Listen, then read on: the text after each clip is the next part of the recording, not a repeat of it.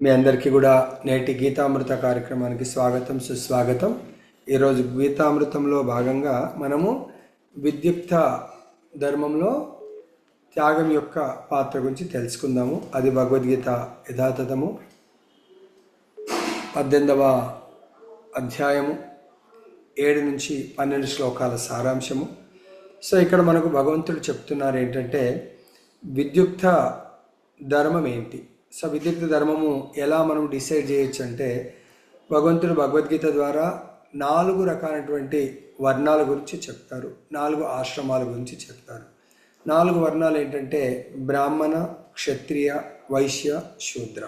4 ఆశ్రమాలు ఏంటంటే బ్రహ్మచర్య, గృహస్థ, వానప్రస్థ, సన్యాస. సో మనము 4 వర్ణాల్లో బ్రాహ్మణ అన్నప్పుడు బ్రహ్మ జ్ఞానాన్ని ఆయన గురువుల ద్వారా పొంది ఆ జ్ఞానం ఏదైతే పొందారో దాని ప్రకారం జీవనాన్ని గడుపుతూ ఇతరులకు ఆ జీవనాన్ని పంచాలి. ప్లస్ సో పూర్వకాలం అయితే రాజరిక వ్యవస్థ ఉండేది కాబట్టి ఆ రాజుగారికి గొప్ప సలహాలు అంటే ధర్మం ప్రకారం ఎలా పరిపాలించాలనేది వాళ్ళు బోధించేవాళ్ళు. రాజులు ఏం చేసేవాళ్ళు, వాళ్ళ యొక్క ధర్మము విద్యుక్త ధర్మము, బ్రాహ్మణుల యొక్క విద్యుక్త ధర్మము భగవంతుడి ప్రీత్యర్థము తను జీవించాలా, జీవింప చేయడానికి బోధన చేయాలా. క్షత్రియుల యొక్క విద్యుక్త ధర్మము అకార్డింగ్ టు స్పిరిచువల్ మాస్టర్ అంటే వాళ్ళ యొక్క రాజగురువు తర్వాత ఆచార్యుల యొక్క ఆదేశానుసారం వాళ్ళు జీవిస్తూ ప్రజలను ఆ విధంగా పోషిస్తూ ప్రజలందరినీ కూడా భగవద్ధామానికి పంపించడానికి కొరకు ధర్మమైనటువంటి కార్యక్రమాలు, యజ్ఞాలు, తర్వాత దాన ధర్మాలు, ఆచార్యులను సేవించడము, సో భగవంతుడి యొక్క భక్తియుక్త సేవా కార్యక్రమం నిర్వహించారు. ఇది రాజు యొక్క ధర్మము. వైశ్యుల ధర్మం ఏంటి, కృషి గోరక్ష. పూర్వకాలం ఏంటంటే వైశ్యులు కేవలం సో కృషి అంటే వ్యవసాయము, గోవుల ఆధారిత వ్యవసాయం మీద ఆధారపడి జీవించేవాళ్ళు. తర్వాత అది వాళ్ళ యొక్క విద్యుక్త ధర్మం. తర్వాత శూద్రుల యొక్క విద్యుక్త ధర్మం ఏంటంటే మిగతా 3 వర్ణాల వాళ్లకు వాళ్ళ యొక్క శరీరంతో అంటే వాళ్ళ యొక్క శాయశక్తుల సేవ చేసేవాళ్ళు. సో ఇక్కడ భగవంతుడు ఏమంటే ఎవరు కూడా విద్యుక్త ధర్మములను విడువరాదు. ఇప్పుడు మనకు అర్థమైంది. ఇంకా ఆశ్రమాలు, బ్రహ్మచారి యొక్క విద్యుక్త ధర్మం ఏంటంటే ప్రతి ఒక్కరు కూడా సో లైక్ బ్రాహ్మణ బ్రహ్మచారుడు సో వాళ్ళ యొక్క నాన్న దగ్గర లేకుంటే ఆశ్రమాల్లో ఆచార్యుడి దగ్గర భగవంతుడి యొక్క బ్రహ్మ జ్ఞానాన్ని వాళ్ళు నేర్చుకొని తర్వాత ఆ బ్రహ్మ జ్ఞానం ప్రకారం వాళ్ళు జీవన విధానాన్ని మలుచుకొని వాళ్ళు నెక్స్ట్ గృహస్థ లైఫ్ కానీ లేదా సన్యాస లైఫ్ అన్న లీడ్ చేస్తూ వాళ్ళ యొక్క జీవనాన్ని గడపాలి. అదేవిధంగా క్షత్రియులు బ్రహ్మచర్యంలో ఉన్నప్పుడు వాళ్ళు కూడా ఒక గురువు దగ్గర ఆధ్యాత్మిక విద్యను తర్వాత వాళ్ళ యొక్క అస్త్రశస్త్ర విద్యను కూడా నేర్చుకోవడం వాళ్ళ ధర్మం. ఎందుకు, తర్వాత వాళ్ళు రాజులైన తర్వాత వాళ్ళ విద్యుక్త ధర్మము ప్రజలను కన్నబిడ్డల్లాగా చూసుకొని ప్రజలందరికీ కూడా భాగవత ధర్మాన్ని పాటింపచేసే ధర్మము అది క్షత్రియులు.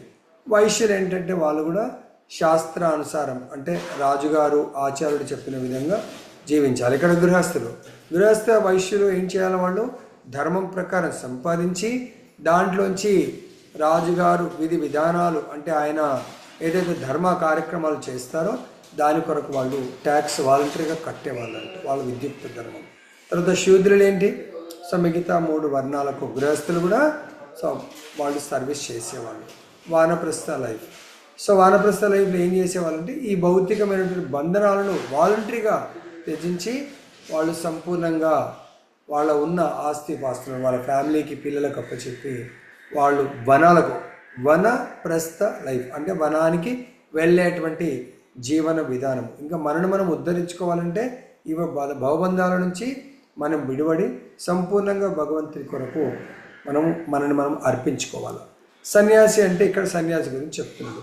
సో ఎవరైతే మోహ కారణంగా ఎవరైనా తన విద్యుక్తను విడిచినచో అట్టి త్యాగము తమోగుణకు సంబంధించిందిగా అంటున్నారు. ఇక్కడ అర్జునుడు కృష్ణ భగవానుడు భగవద్గీత బోధించక ముందు ఆయన అక్కడ యుద్ధ భూమిలోకి వచ్చిన తర్వాత ఎదుటి పక్షం వాళ్ళని చూసి మోహానికి గురవుతాడు. ఒకరిని చూసి తన తాతగా అంటున్నాడు, ఒకరు చూసి తన గురువుగా, తర్వాత కొంతమంది సోదరులు, బంధువులు, తాతలు అలా అందరిని చూసి మోహానికి గురయ్యాడు. మోహానికి గురి అవ్వటం అంటే ఆయన నేను ఆత్మను అనే స్థితి నుంచి నేను దేహము అనే స్థితినిగా ఫీల్ అవ్వటమే మోహము. వాళ్ళందరూ దేహ బంధుత్వాలు, ఆత్మ బంధుత్వాలు కాదు. కాబట్టి ఆ విధంగా నేను వీళ్ళని సంవరించలేను. నేను వీళ్ళని సంవరించడం దేని కొరకు? ఆయన అనుకుంటున్నాడు, అర్జునుడు నేను యుద్ధంలో గెలిచి మేము పాండవులం, ఈ భరత భూమి మొత్తానికి మేము చక్రవర్తులం కావాలా, ఇంకా మేము సుఖాలను అనుభవించాలనుకున్నాడు. కానీ ఇక్కడ వచ్చింది భగవంతుడి ఆదేశాన్ని పాటించడానికి. ఆ యొక్క ధర్మక్షేత్రంలో ధర్మ అధర్మాల మధ్య యుద్ధం, అది మర్చిపోయాడు అర్జునుడు. అక్కడికి వచ్చింది అర్జునుడు యాజ్ ఎ క్షత్రియ లాగా వచ్చిండు. అర్థమైందా? వర్ణము క్షత్రియుడి యొక్క పరమ ధర్మము. అధర్మం ఎప్పుడైనా పెళ్ళుబికినప్పుడు దాన్ని అణిచివేయటము క్షత్రియుడి యొక్క ధర్మం. కానీ అక్కడ ఆయన ఏమంటున్నాడు, లేదు కృష్ణ నేను యుద్ధము త్యజిస్తాను నేను అన్నాడు. ఇక్కడ మనము చేయవలసినటువంటి ధర్మం ఏదైతే ఉందో దాన్ని తప్పకుండా చేయాలి. అది ఎన్నడూ కూడా విడవకూడదు. ఎందుకు? భౌతిక తృప్తి కొరకు. భౌతిక అంటే దేహ సుఖాల కొరకు. అరే నేను వాళ్ళని చంపడం వల్ల సో నాకు బాధ, వాళ్ళు నష్టపోతారు, వాళ్ళ ఫ్యామిలీ నష్టపోతున్నారు, తృప్తి కొరకు చేయబడే కర్మను తప్పక విడవవలను. అంటే దేహ తృప్తి కొరకు చేసే ఏదైతే కర్మల వల్ల ఆనందం వస్తుందో అటువంటిది విడవాలి. కానీ ఏదైతే ఆధ్యాత్మిక ఉన్నతి కొరకు తోడ్పడేటువంటి, మనం ఆధ్యాత్మిక మార్గంలో నేను ముందుకు వెళ్తాను, అది అందరి ఉన్నతికి పనికొస్తుందంటే అటువంటి కార్యాన్ని విడవకూడదు అని చెప్తున్నారు. దానికి ఎగ్జాంపుల్ ఏంటి? ప్రసాదాన్ని సిద్ధం చేయడం. ఇప్పుడు జగన్నాథ రథయాత్రకు కొన్ని వందల వేల మంది కొరకు ప్రసాదం వండుతారు. భగవంతుడికి ప్రసాదాన్ని నివేదించుట, తర్వాత ప్రసాదాన్ని గ్రహించుట. సో దీంట్లో ఎగ్జాంపుల్ ఏం చెప్తున్నా అంటే, ఒక సన్యాసి ఉన్నాడు. ఒక సన్యాసి ఆయన యొక్క నియమం ఏమి ఉండాలంటే తన కొరకు ప్రసాదాన్ని వండొద్దు, తన సుఖాల కొరకు ఆయన ఏమీ చేసుకోకూడదు. కానీ భగవంతుడి కొరకు ఒక సన్యాసి నైవేద్యాన్ని ప్రిపేర్ చేయాలా, నైవేద్యాన్ని సమర్పించాలా, భగవంతుడికి నివేదించాలా. అదేవిధంగా తనని ఫాలో చేస్తున్నటువంటి కృష్ణ చైతన్యంలో ఉన్న అమ్మాయిలను, అబ్బాయిలను ఈ పెళ్ళి ఇవన్నిటిలో కూడా వెళ్ళకూడదు. కానీ తనను ఫాలో చేస్తూ భగవత్ సేవ చేస్తున్న వాళ్ళ కొరకు ఏ యజ్ఞం చేయొచ్చు అయినా.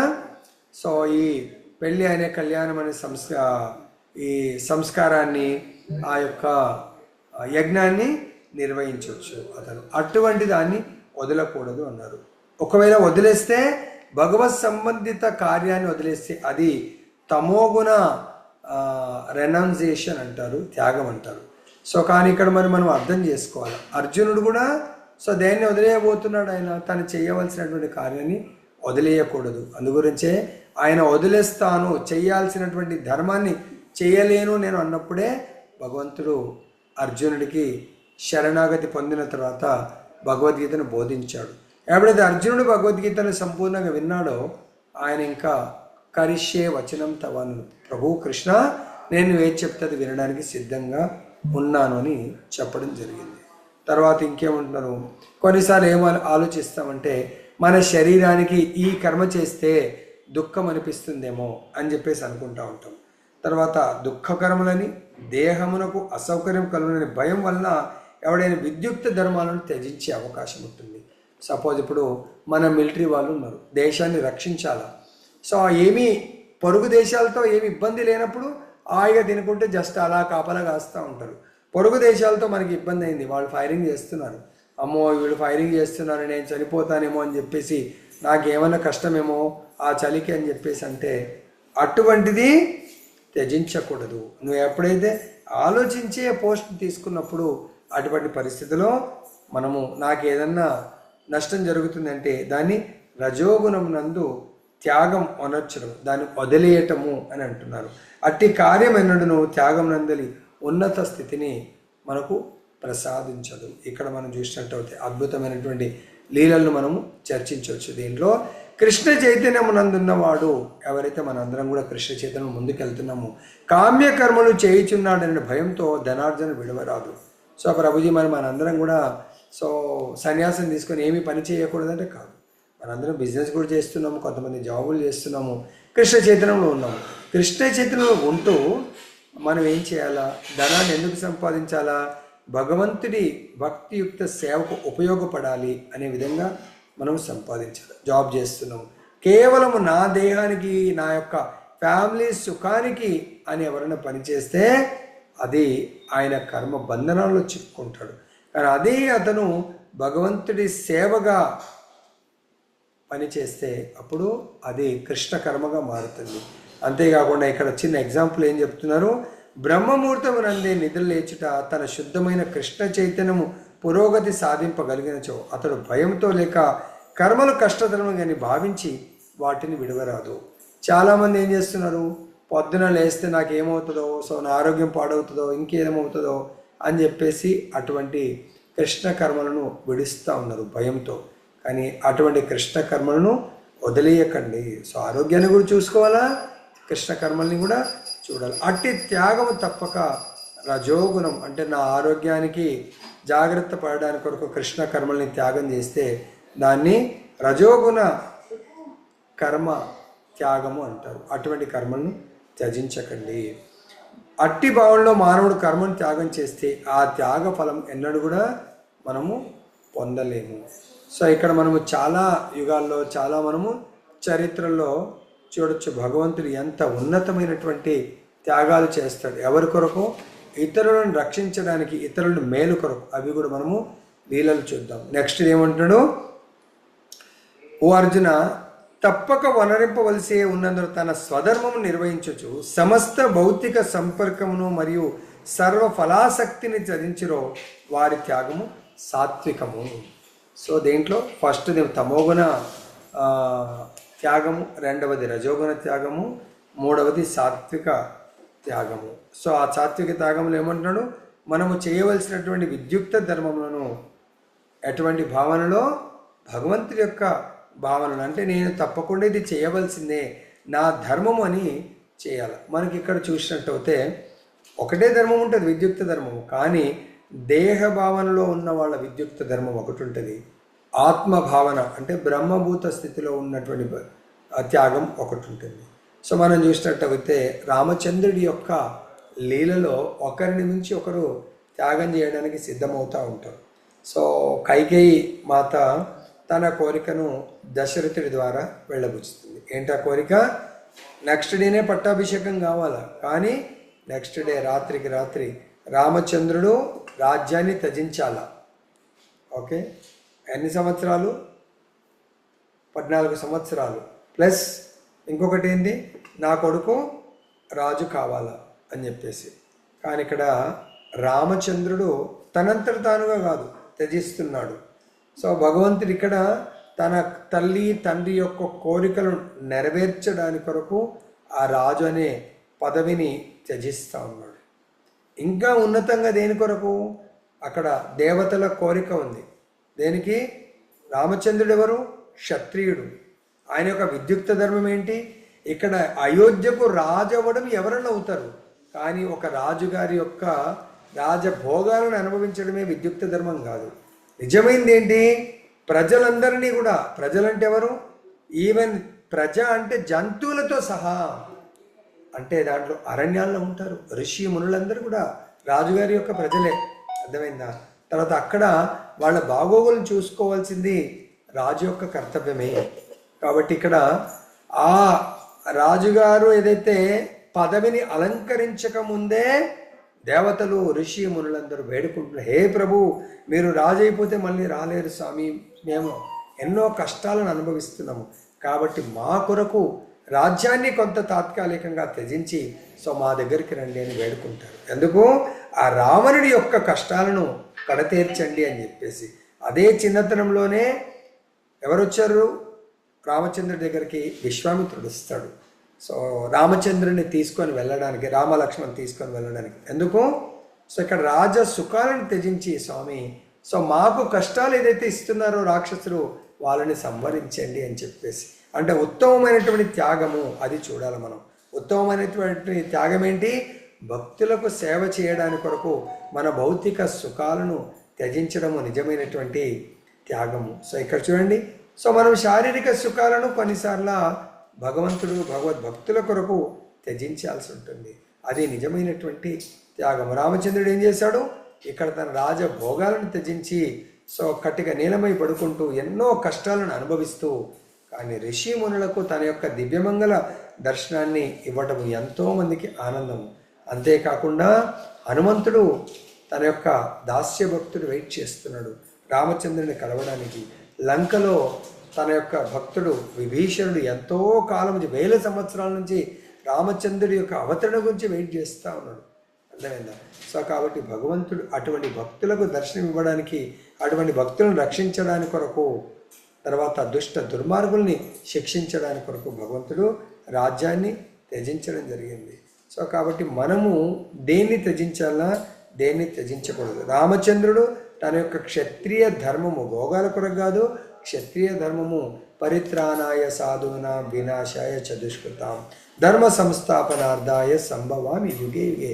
రామచంద్రుడు ధర్మాన్ని రక్షించడానికి కొరకు, తన యొక్క శుద్ధ భక్తులను రక్షించడానికి కొరకు, దుష్టులను శిక్షించడానికి కొరకు భగవంతుడు ఈ రాజ్యాన్ని త్యజించి వెళ్ళడం జరిగింది.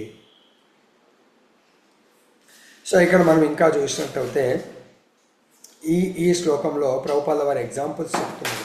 కృష్ణ చైతన్యవంతుడైన వ్యక్తి ఏదేని కర్మాగారంలో పని చేయుచున్నచో కర్మాగారం పనినే సర్వస్వని భావించి తాదాత్మ్యం చెందుట గాని, కర్మాగారం నందరి కార్మికులతో అనవసర సాంగత్యం కలిగి ఉండట గాని చేయడు. కేవలం కృష్ణుని కొరకు మాత్రమే అతడు కర్మను అనుసరించును. ఫలమును కృష్ణునికి అర్పించినప్పుడు అతడు ఆధ్యాత్మికంగా వర్తించిన వాడగును. సో ఇదైతే నేను రామచంద్రుడి గురించి చెప్పాను. ప్రజెంట్ మనం కలియుగంలో ఎన్నో కంపెనీస్లో, ఎన్నో ఆఫీసులో పని చేస్తూ ఉన్నాం. కానీ అక్కడ మనం ఎవరితో కూడా దేహం యొక్క అటాచ్మెంట్లో, ఆ సెంటిమెంట్లో ఉన్నాం. మన యొక్క విద్యుత్ ధర్మం చేస్తూ సో దాని యొక్క ఫలాన్ని భగవంతుడికి అర్పించడం జరుగుతూ ఉంటుంది. తర్వాత ఇక్కడ మనకు అశుభ కర్మల ఏడ ఎవరైతే విద్యుక్త ధర్మాన్ని శాస్త్ర ప్రకారం నిర్వహిస్తూ ఉంటారో వాళ్ళు అశుభ కర్మల ఏడ ద్వేషము కానీ, శుభకర్మల ఏడ ఆసక్తి కానీ లేనట్టి సత్వగుణ స్థితులకు మేధావి అయిన త్యాగికి కర్మ ఏడ ఎట్టి సంశయములు ఉండవు.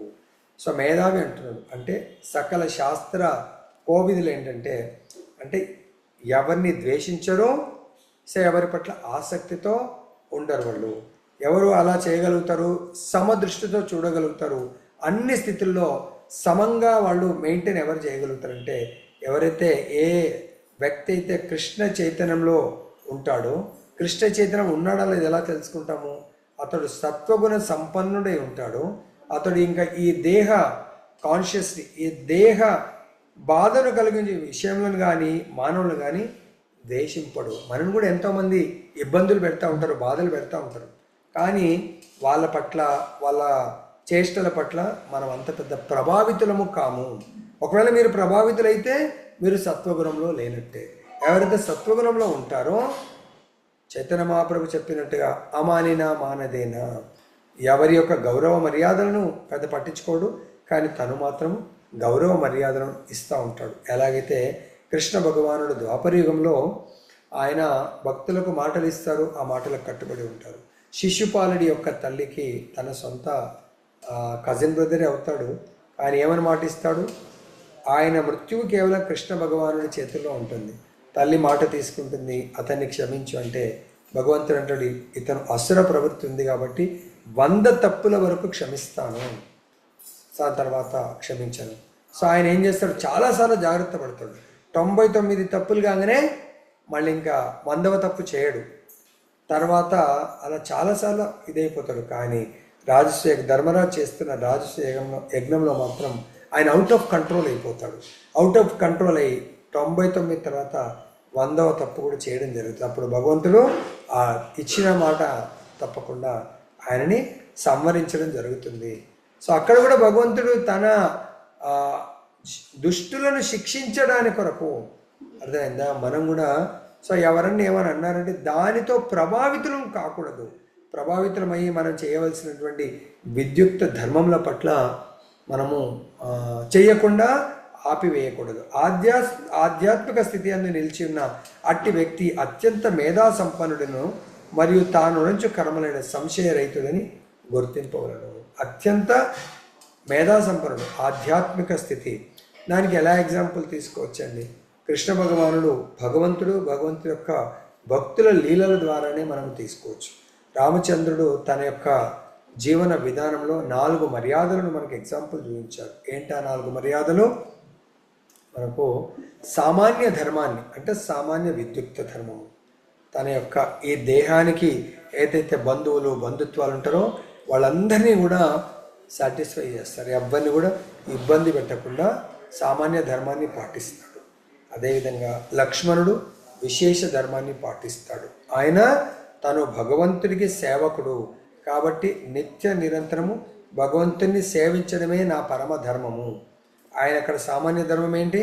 తన భార్యను చూసుకోవాలా, తల్లిని చూసుకోవాలా, తండ్రిని చూసుకోవాలా అనే ధర్మంలో లేడు. ఆయన కేవలం భగవంతుని సేవించడమే నా పరమ ధర్మం అనే ధర్మంలో ఉన్నాడు. అర్థమైందా? తర్వాత భరతుడు విశేషతర ధర్మంలో ఉన్నాడు. అంటే భగవంతుడి యొక్క వచనాలను పాటించడమే నా ధర్మము. అంటే ఇవి లెవెల్స్ ఆఫ్ ధర్మాలు. సో అందరూ జనరల్గా 90% సామాన్య ధర్మాలు ఉంటారు. కాబట్టి వాళ్ళందరూ రామచంద్రుడిని అనుసరించాలి. అనుకరించడం కాదు, రామచంద్రుడు ఏదైతే ధర్మాన్ని పాటించాడో పాటించాలి. కానీ దానికంటే లెవెల్ కొంచెం ప్రోగ్రెస్ అయిన వాళ్ళు భగవంతుని సేవించడమే నా పరమ ధర్మము అనేది, లైక్ ఎట్లయితే మన ఆచార్యులు ఎగ్జాంపుల్ చేసి చూపిస్తారు. భగవంతుని సేవించడం అంటే భగవంతుని యొక్క ధర్మాన్ని పాటించడం. లక్ష్మణుడు ఏం చేశాడు? భగవంతుని ఫిజికల్గా ఆయనని రక్షించడానికి కొరకు, ఆయన ఫిజికల్గా సేవించడానికి తన యొక్క సుఖాన్ని, అంటే తను కూడా గృహస్థ, వైఫ్ దగ్గర పర్మిషన్ తీసుకున్నాడు, నెగ్లెక్ట్ చేయలేదు. తల్లి దగ్గర పర్మిషన్ అమ్మ నాకు పర్మిషన్ ఇవ్వండి, స్వామివారు అరణ్యాలకు వెళ్తున్నారు స్వామిని సేవించడానికి కొరకు. వాళ్ళు కూడా ఎస్, నీ పరమ ధర్మము నీ అన్న ఆయన భగవంతుని సేవించడమే నీ ధర్మం అని పంపించడం జరుగుతుంది. అదేవిధంగా భరతుడు విశేష ధర్మం కాదు, విశేషతర ధర్మం. భగవంతుడు ఏది చెప్తే అది అనుసరించడమే నా ధర్మంగా, తన విద్యుక్త ధర్మంగా భావించాడు. రామచంద్రుడి యొక్క విద్యుక్త ధర్మము తల్లిదండ్రిని, ప్రజలను, మిత్రులను సంతోషపెడుతూ, సాధువులకు రక్షణ కల్పిస్తూ, దుష్టులను సంవరిస్తూ, తనను కోరుకున్న వాళ్లకు దర్శన భాగ్యం కల్పిస్తూ భగవంతుడు తన యొక్క విద్యుక్త ధర్మాన్ని నిర్వర్తించాడు. లక్ష్మణుడు విద్యుక్త ధర్మం ఏంటి? ఆచార్యుడి ద్వారా తెలుసుకుంది. భగవంతుడి సేవకు ఇంకా మిగతా ఏ విద్యుక్త ధర్మాలు అడ్డం వచ్చినా కేవలం భగవత్ సేవనే ముఖ్యమైనదిగా ఆయన తీసుకున్నాడు. తర్వాత భరతుడు భగవంతుడి యొక్క వాణి సేవ. భగవంతుడికి 2 సేవలు ఉంటాయి, వపు సేవ, వాణి సేవ. భరతుడు ఏదైతే ఎన్నుకున్నారో భగవంతుడి యొక్క వాణి సేవ చేయడం, అది విశేషతర ధర్మం. అదేవిధంగా శత్రుఘ్నుడు ఏ ధర్మాన్ని ఆయన స్వీకరించాడు, పాటించాడు? విశేషతం ధర్మాన్ని పాటించాడు. అంటే భగవంతుడి యొక్క శుద్ధ భక్తుడి ఆజ్ఞలను పాటించడము పరమ ధర్మంగా స్వీకరించాడు. ఇది మనకు విద్యుక్త ధర్మాల గురించి చక్కగా మనం తెలియపరుస్తుంది. అంతేకాకుండా మనం ప్రతి యుగంలో తీసుకున్నట్టయితే ఎవరైతే విద్యుక్త ధర్మాలను శాస్త్ర ప్రకారం పాటిస్తారో వాళ్ళందరూ కూడా సంశయరహితులు, భయరహితులుగా జీవించగలుగుతారు. తర్వాత ఇంకా ఇక్కడ చెప్తున్నారు, దేహదారుడైన వానికి, అంటే మనము ఆత్మలము, ఈ దేహాన్ని ధరించాము. ఈ దేహాన్ని ధరించినటువంటి వాళ్లకు సర్వకర్మను త్యజించుట నిక్కముగా అసాధ్యమైన విషయము. కానీ కర్మఫలం త్యాగమనొచ్చిన వాడు మాత్రమే నిజమైన త్యాగి అనబడును. మనం ఏదైతే కర్మలు చేస్తామో ఆ కర్మల ఫలాలను మనము త్యాగం అనర్చాలి. సో దాన్ని ఎలా మనము తీసుకోవచ్చు అంటే, సపోజ్ మనం భౌతికంగా చూస్తే నా సొంత కష్టాయితంతో 1,00,000 రూపాయలు సంపాదిస్తుంది అనుకోని, కానీ ప్రభుత్వం ఏం చేస్తుంది? 50,000 కంటే పైన సంపాదించే వాళ్ళు ప్రభుత్వానికి ఇంత ట్యాక్స్ కట్టాలా అని చెప్తుంది. ఇది ఎక్కడి నుంచి వచ్చింది? మన శాస్త్రాల్లోనే ఉంది. ప్రతి ఒక్కరు పూర్వకాలము వాలంటరీగా 50% జమ చేయవలసిందే ప్రభుత్వానికి. అప్పుడు ఏం చేసేవాడు? నెక్స్ట్ ఇయర్ వాడు అసలు రూపాయి సంపాదించలేదు అనుకోని, అప్పుడు రూపాయి ట్యాక్స్ కట్టడు. సో ప్రభుత్వము అటువంటి వాళ్ళని పోషించేది. కాబట్టి మన కర్మ ఫల త్యాగం అనొచ్చువాడు నిజమైన త్యాగి. సో మన కర్మ ఫలాలను ఏంటి? అది వాలంటరీగా మనం అక్కడ కడతాం. అదేవిధంగా మనము ఇంట్లో కూడా ఎన్నో కర్మలు చేస్తాం. లైక్ ఇంట్లో మాతాజీలందరూ చాలా కష్టపడి శ్రద్ధతో వంట చేస్తూ ఉంటారు. వంట ఎవరి కొరకు చేయాలి? అది నేను ఈరోజు భగవంతుడి కొరకు, భగవంతుడికి సమర్పించడానికి కొరకు నేను వంట వండుతున్నాను అని ఆమె వండిన తర్వాత భగవంతుడికి ఆ నైవేద్యాన్ని కర్మ వంట. ఆ వంట యొక్క ఫలం ఏంటి? భోజనం తయారవడం. అది భగవంతుడికి సమర్పించాలి. అది మనం ప్రతిదీ కూడా అందుగురించి భగవంతుడు ఏమన్నాడు?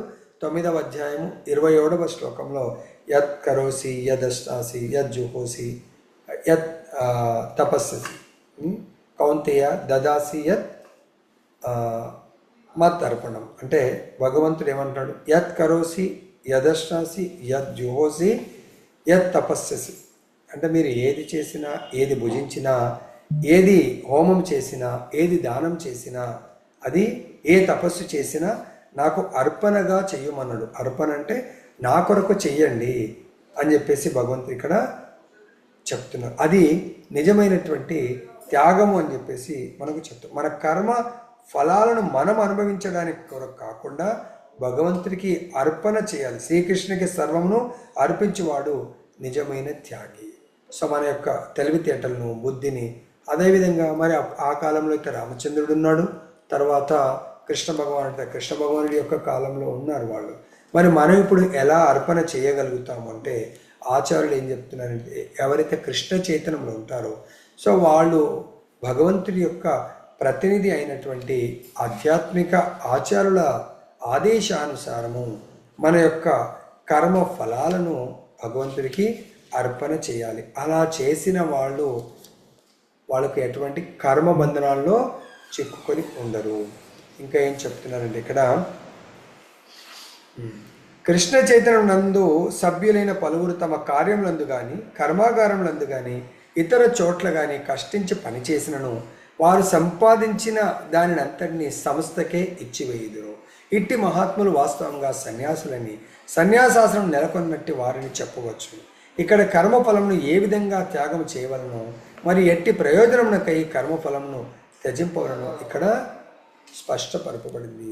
సో కొంతమంది ఉన్నారు భక్తులు, వాళ్ళు చేస్తున్న దాంట్లో 50% టెంపుల్ ఆధ్యాత్మిక కార్యక్రమాలకు, మిగతా 50% మాత్రమే తన ఫ్యామిలీకి దానికి వాళ్ళు పెట్టుకుంటున్నారు. ఇది నిజమైనటువంటి సన్యాసాశ్రమం. సన్యాసం అంటేనే త్యజించడము, తన యొక్క కష్టాజితాన్ని భగవంతుడికి సమర్పించడమే నిజమైనటువంటి త్యాగం అని చెప్తున్నారు. ఇప్పుడు కొంతమంది భక్తులు ఉన్నారు. అలానే కొంతమంది ఏం చేస్తారు, తను సంపూర్ణంగా భగవత్ సేవ చేస్తూ ఉంటారు, కొందరు మానసిక సేవ చేస్తూ ఉంటారు, కొందరు ధనంతో సేవ చేస్తూ ఉంటారు. ఆ విధంగా సేవ చేస్తూ మన జీవితాన్ని గడిపినట్టు అవుతాయి. నెక్స్ట్ శ్లోకంలో చెప్తున్నారు, ఒకవేళ త్యాగి కానటువంటి వానికి, అంటే ఇటువంటి త్యాగము అంటే భగవత్ యొక్క భక్తియుక్త సేవకు మనము త్యాగము చెయ్యకుండా జీవిస్తే త్యాగి కానటువంటి వానికి మరణానంతరం ఇష్టము అనిష్టము, అనిష్టానిష్టం ఇష్ట అనిష్టం అని త్రివిధ కర్మఫలము కలుగుచున్నవి. కానీ నిజంగా సన్యాస జీవితమునందున్న వారికి మాత్రము సుఖ దుఃఖము కలిగించు అట్టి ఫలములు కలుగుటలేదు. ఎందుకంటే సన్యాసికి ఇది ఇష్టము ఇది ఇష్టం లేదు అనేది ఉండదు. ఆయన దేన్నైనా కూడా కృష్ణుడికి అర్పణగా చేస్తూ ఉంటాడు. తనకి ఏది వచ్చినా కూడా అది భగవంతుడికి అర్పణ కొరకు స్వీకరిస్తాడు తప్ప తన యొక్క సుఖాల కొరకు స్వీకరించడు. ఎవడైనా అలా సుఖాల కొరకు ఒకవేళ తీసుకుంటే భవబంధాల్లో చిక్కుకుంటాడు. శ్రీకృష్ణ భగవంతుతో తనకు గల నిత్య సంబంధ జ్ఞానంతో వర్తించు కృష్ణ చైతన్యవంతుడు సర్వదా ముక్తుడై ఉంటాడు. అంటే నిత్య నిరంతరం ఆయన భుజించిన ఏ వస్తువు తీసుకున్నా దాన రూపంలో ఆయన ఏ జ్ఞానాన్ని ఇతరులకు పంచినా అది కేవలం కృష్ణ సంబంధితమే అయి ఉంటుంది. కాబట్టి ఆయన నిత్య ముక్తుడిగా ఉంటాడు. కనుకనే మరణానంతరం అతడు తన కర్మఫలం చే సుఖించడం కానీ దుఃఖించడం కానీ జరగదు అని మనకి ఇక్కడ ఆచార్యులు చెప్పడం జరుగుతుంది. కాబట్టి మనము ఈరోజు మన విద్యుక్త ధర్మాలను నిర్వర్తించడంలో త్యాగము పాత్ర రామచంద్రుడి లీల ద్వారా కృష్ణ భగవానుడి యొక్క లీల మనం కొద్దిగా చెప్పి మనం ముగిద్దాం. కృష్ణ భగవానుడు బృందావనంలో బ్రజమండలంలో ఎన్నో లీలలు చేస్తూ ఉంటాడు. వాళ్ళు అంటే కృష్ణుడికి ప్రాణము, కృష్ణుడు అంటే వాళ్ళకు ప్రాణం. అదేంటి ప్యూర్ శుద్ధ భక్తి లెవెల్లో భగవంతుడు ఎలా ఉండాలో అంటే భక్తులు వాళ్ళ విద్యుక్త ధర్మము కృష్ణుడి కొరకే వాడు సర్వస్వం అర్పిస్తారు. కృష్ణుడి యొక్క సఖులు కానీ, కృష్ణుడి యొక్క గోపికలు కానీ, కృష్ణుడు అక్కడ మీరు దాదాపుగా అన్ని రసాలను చూడొచ్చు. భగవంతుడితో శాంతరసము, కృష్ణుడి కొరకే ఆ చెట్లు, పశువులు, పక్షులు కేవలం కృష్ణుడి కొరకే జీవిస్తాయి. శాంతరసం కృష్ణుడికి ఆనందం ఇవ్వడానికి కొరకే జీవిస్తాయి. దాస్యరసము కృష్ణుడి యొక్క దాస్య సేవ చేస్తూ ఉంటారు. తర్వాత కృష్ణుడి యొక్క సాఖ్యరసము. సో సాఖ్యరసము మిత్రులందరూ కృష్ణుడిని చాలా ఫ్రెండ్ లాగా, అంటే కృష్ణుడి చేత వాళ్ళు ప్రసాదం తీసుకుంటారు, వాళ్ళు కృష్ణుడికి ప్రసాదాన్ని అర్పిస్తూ ఉంటారు. అదేవిధంగా వాత్సల్య కృష్ణుడికి అందరూ కూడా యశోదమ్మ ఫ్రెండ్స్ అందరూ కూడా తమ పుత్రుడిలాగా చూసుకుంటూ ఉంటారు. తర్వాత కృష్ణుడు కూడా వాళ్ళకి అదేవిధంగా రెసిప్రోకేట్ అవుతూ ఉంటాడు అన్నమాట. తర్వాత గోపికలతో మాధుర్య, అసలు అది అత్యంత ఆనందమయమైనటువంటిది. కానీ భగవంతుడు కూడా తన విద్యుక్త ధర్మం ఏంటి, అక్కడ బాల్య లీలలో వాళ్ళకు ఆనందం ఇస్తూ వాళ్ళకు ప్రాణధనంగా ఉంటాడు. కానీ ఆయన వచ్చిన అవతార విశేషం ఏంటి, అక్కడ ధర్మాన్ని స్థాపించడము. సో మనకు భగవద్గీతలో బోధించాడు, నేను ఏ ధర్మాన్ని పాటించడానికి వచ్చానని చెప్పేసి. ఏంటది, పరిత్రాణాయ సాధూనాం వినాశాయ చ దుష్కృతాం ధర్మ సంస్థాపనార్థాయ సంభవామి యుగే యుగే. సో కాబట్టి భగవంతుడు ధర్మాన్ని పునఃస్థాపించడానికి, దుష్టులను శిక్షించడానికి చిన్నప్పటి నుంచే చేస్తాడు. గోకులంలో పూతన, అగాసుర, బకాసుర, తృణావర్త ఎంతోమంది రాక్షసులను సంహరిస్తాడు. ఫైనల్గా కంసుడు ఉన్నాడు, కంసుని కూడా సంహరించాలంటే ఇంకా గోకులను వదిలిపెట్టి వెళ్ళాలా, బ్రజమండలం వదిలిపెట్టి వెళ్ళాలా, మథురకు వెళ్ళి ఆయన వీళ్ళందరూ రోధిస్తూ ఉంటారు. రామచంద్రుడు అరణ్యాలకు వెళ్ళేటప్పుడు కూడా అయోధ్యవాసులు రోధిస్తారు. కానీ భగవంతుడు ఉన్నతమైనటువంటి ఆశయం కొరకు తన యొక్క భౌతిక కష్టాలను కూడా లెక్క చేయకుండా వెళ్తాడు. వీళ్ళందరూ ప్రాణం భగవంతుడికి క్షణం కూడా వదిలిపెట్టి ఉండలేడు వాళ్ళని. అయినా కూడా సో భగవంతుడు తన విద్యుక్త ధర్మం కొరకు వెళ్ళి సో అక్కడ కంసుడిని సంహరించి అక్కడ తన తల్లిదండ్రుల్ని పాప ఎంతో కాలం నుంచి వాళ్ళు వెయిట్ చేస్తావు కారాగారంలో, వాళ్ళని కూడా విముక్తి చేసి అక్కడ పుర ప్రజలందరినీ కూడా మళ్ళీ ధర్మ ప్రకారం పరిపాలన కొనసాగించేట్టుగా చేయడం జరుగుతుంది. ఆ విధంగా భగవంతుడు సో ఎంతో కాలము బాహ్య ప్రపంచంలో ఈ బ్రజమండలి దాటి మిగతా ప్రపంచం అంతా ఉంది, అక్కడ కూడా ఎంతో ధర్మాన్ని నెలకొల్పుతాడు. లాస్ట్గా భగవంతుడు ఎంతో మందికి సేవలు ఇస్తాడు, ఆయన సేవలు చేస్తాడు. ఫైనల్గా మళ్ళీ భగవంతుడు తన వెళ్ళాల్సిన సమయం వచ్చినప్పుడు అక్కడ ద్వారకావాసులందరినీ కూడా వదిలేసి భగవంతుని తన యొక్క నిజధామానికి వెళ్తాడు. ఎందుకు, ఇక్కడ ఇంకా లీల చాలిస్తాడు. సో దేవతలందరూ వెయిట్ చేస్తారు, ప్రభు కలియుగం ఎంటర్ కావాలా, సో మరి ఆ యుగ ధర్మం ఎంటర్ కావాలి కాబట్టి భగవంతుడు ద్వాపరిగా లీల చాలించి తన యొక్క నిజధామానికి వెళ్ళడం జరుగుతుంది. ఇది ఈ విధంగా మరి ఇద్దరు భగవంతుల యొక్క లీల చెప్తాము. మరి భక్తుల యొక్క లీలలో మీరు చేసినట్టయితే ప్రభుపాదుల వారు ఏం చేస్తారు, మన యొక్క ఆచార్యుడు తన గురువు గారి యొక్క ఆదేశాన్ని పాటించడమే తన యొక్క పరమ ధర్మంగా భావిస్తాడు. యుక్త వయసులో ఉన్నప్పుడే, అప్పుడు ప్రభుపాదుల వారి ఏజ్ 26 years అప్పుడు గురువుగారు దగ్గరికి తీసుకొని బోధనలు చేసి ప్రభుపాదుల వారికి చెప్తారు, పాశ్చాత్య దేశాలకు వెళ్ళి నీవు భాగవత్ ధర్మాన్ని స్థాపించు అని. సో కానీ ప్రభుపాదుల వారు ఎప్పుడు వెళ్ళారు, 1965లో వెళ్ళారు. 43 years వెయిట్ చేశాడు. కానీ మనసులో అయితే ఫిక్స్ అయ్యాడు, ఎస్ నేను భాగవత్ ధర్మాన్ని పాటించవలసిందే, నా గురువుగారి యొక్క ఆదేశము భగవద్ ఆదేశంగా భావించి అది నా నిజమైన విద్యుక్త ధర్మం. కానీ నేను గృహస్థగా అయ్యాను, సో గృహస్థ ధర్మాన్ని కూడా నిర్వర్తించాలా, ఇది దేహ ధర్మము. కాబట్టి గృహస్థ ధర్మంలో భార్యను బిడ్డల్ని చక్కగా పోషించి వాళ్ళ కొరకు ఎంతో కష్టాలు పడ్డాడు, ఎన్నో ప్రదేశాలు తిరిగాడు. కానీ నిజధర్మం ఏంటి, గురువుగారి యొక్క ఆశయాన్ని నెరవేర్చడం, అది ఎప్పుడు మర్చిపోలేదు. సో సమయం కొరకు వెయిట్ చేస్తూ ఉన్నాడు. సమయం వచ్చింది, ప్రభుపాదుల వారు ఎందుకు వానప్రస్థ జీవితాన్ని తీసుకోవాల్సిందే శాస్త్ర ప్రకారం. కాబట్టి వానప్రస్థ జీవితం తీసుకొని బృందావనంలో సన్యాస జీవితం కొరకు కొంత ఆచార్యుల దగ్గర ఆయన శాస్త్రాలను తను స్వాధ్యయనం చేస్తూ బ్రజవాసుల యొక్క సమక్షంలో ప్రిపేర్ అయ్యి సన్యాసం తీసుకొని తన గురువుగారి యొక్క ఆదేశాన్ని పాటించడానికి, నిజ ధర్మాన్ని పాటించడానికి పాశ్చాత్య దేశాలకు వెళ్ళి ప్రపంచమంతా కూడా కేవలం 12 సంవత్సరాల్లో 14 సార్లు తిరిగి ప్రపంచాన్ని మొత్తాన్ని కూడా వసుదేవ ఒక కుటుంబంగా మార్చి మనందరినీ కూడా భగవంతుడి యొక్క చింతనలో మన జీవితాన్ని గడపడానికి ఎన్నో శాస్త్రాలను రాశారు. ఎంతో మార్గాన్ని, చాలా సులభ మార్గాన్ని మన కొరకు ఏర్పాటు చేసి ప్రభుపాద తన యొక్క నిత్యలీలలో ప్రవేశించడం జరిగింది. అది ఈ ఆచారం చూసి మన విద్యుత్ ధర్మాన్ని ఎలా పాటించాలి, గృహస్థ ధర్మంలో కూడా సక్సెస్ అవ్వచ్చు, దెన్ మనం ఆధ్యాత్మిక ధర్మాన్ని కూడా ప్యారలల్గా పాటిస్తూ సక్సెస్ఫుల్ జీవితాన్ని గడపాలని చెప్పేసి కోరుకుంటున్నాను. హరే కృష్ణ కృష్ణ కృష్ణ హరే హరే, హరే రామ రామ రామ హరే హరే.